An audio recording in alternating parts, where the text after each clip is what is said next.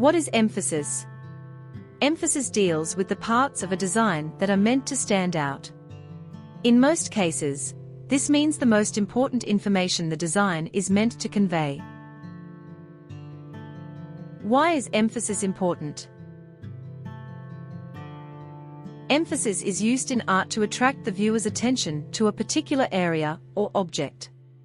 This is typically the focal point or main subject of the artwork. For instance, in a portrait painting, the artist usually wants you to see the person's face first. They will use techniques such as color, contrast, and placement to make sure that this area is where your eye is attracted to first. One might argue that all worthy works of art employ emphasis.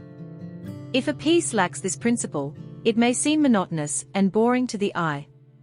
However, some artists play with the lack of emphasis on purpose and use it to create a visually impactful piece. Andy Warhol's Campbell's Soup Cans 1961 are a perfect example of the lack of emphasis.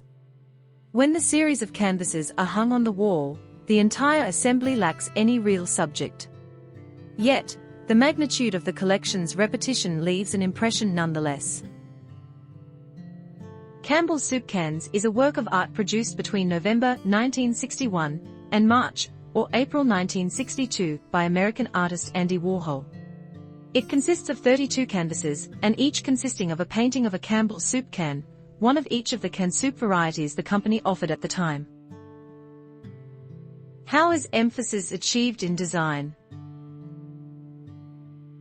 The basic design principle of emphasis is used to either make certain elements of a design stand out, such as through using contrasting colors, making an element larger, increasing the white space around it, etc., or not stand out, like when including tiny fine print at the bottom of a page. Frequently, an emphasis is achieved by means of contrast.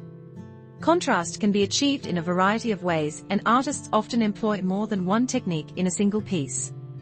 A contrast in color, value, and texture can certainly draw you to a particular area. Likewise, when one object is significantly larger or in the foreground, it becomes the focal point because the perspective or depth draw us in. The 5 main methods of creating emphasis. First, contrast. It's a part of a composition that stands out from its surroundings will draw our attention. Girl with a Balloon by Banksy, 2002. This painting shows how color can create emphasis. The focal point is the red balloon because it is a warm, intense color. It stands out against the plain and gray background. Second, placement. The closer an element is to the center of a composition, the more our eyes are led to it. Seated Girl, Armadio Modigliani, 1918. Seated Girl, Armadio Modigliani, 1918, is a very simple example showing how placement can help draw our attention to a subject. The girl is centrally positioned in the frame. The fact that there is very little other detail in the painting helps ensure she stands out against her plain surroundings. Third, isolation. Something that sits separately from a group of other elements will stand out. At the Moulin Rouge, 1892–95, Henri de Toulouse-Lautrec uses isolation to guide our attention. The group of people at the table are placed near the center of the painting, but our eyes are drawn to the woman who sits alone at the right edge of the frame. The way she stares directly out of the painting, as if looking at the viewer, increases the emphasis on her. More emphasis is created by the unusual green and blue tones of her skin. Fourth, the unusual. Something that seems unusual or strange will grab our attention.